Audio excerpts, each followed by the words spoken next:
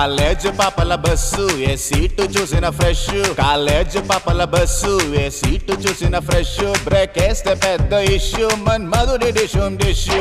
చింతాక్ తక్ చితాక్ చితాక్ చింతాక్ తక్ తా, చింతాక్ తక్ చితాక్ చితాక్ చింతాక్ తక్ తా. పిడత కింద పప్పు రుచి చూడకుంటే తప్పు, పిడత కింద పప్పు రుచి చూడకుంటే తప్పు.